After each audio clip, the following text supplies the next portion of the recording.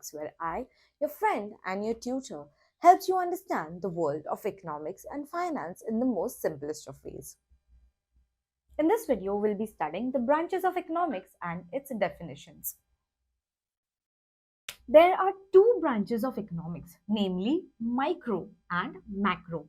These words were coined by this particular economist, namely Ragnar Frisch, in the year 1933.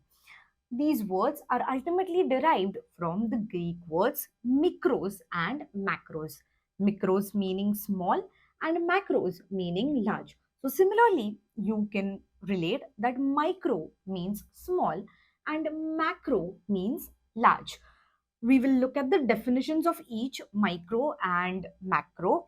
In your textbook, the continuation is microeconomics, then the classification of microeconomics, etc., etc., and then macroeconomics.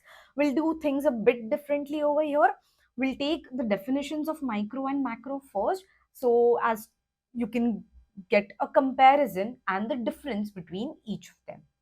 Let us look at the definition of microeconomics.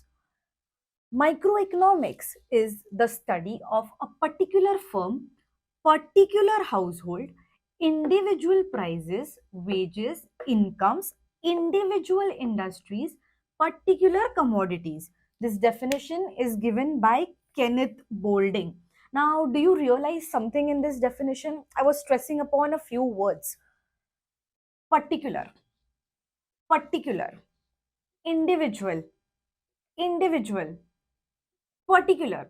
So what does this mean? Particular firm, individual prices, particular commodities. You are separating something from a group. Now for example, 10,000 log hai. I pick up one person from that group and I study his income. I study his behavior or whatever. I study him individually.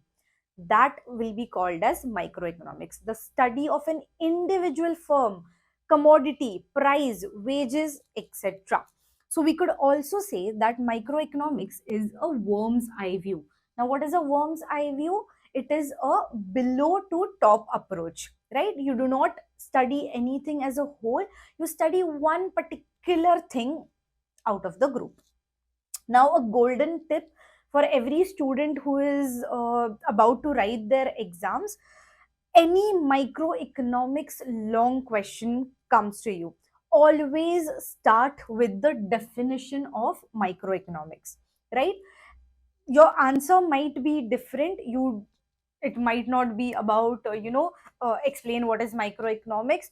Anything related to microeconomics comes in your paper, start with the definition. It'll only take about what, 30 seconds to write the definition, but do start with the definition first. Let's look at macroeconomics. Let's read the definition.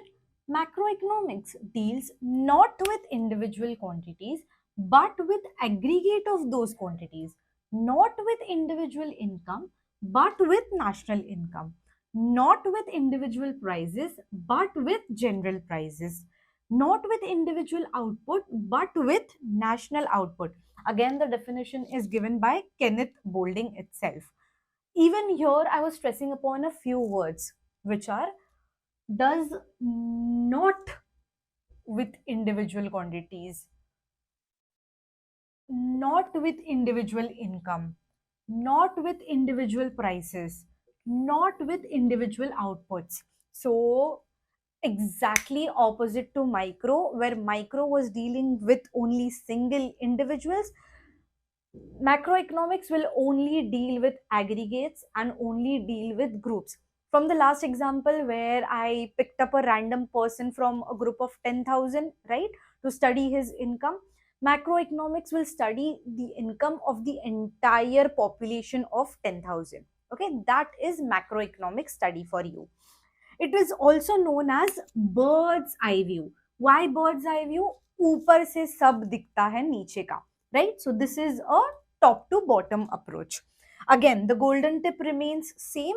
Start the question with the definition of macroeconomics for any macroeconomics long answer. Next, we'll study concepts of microeconomics.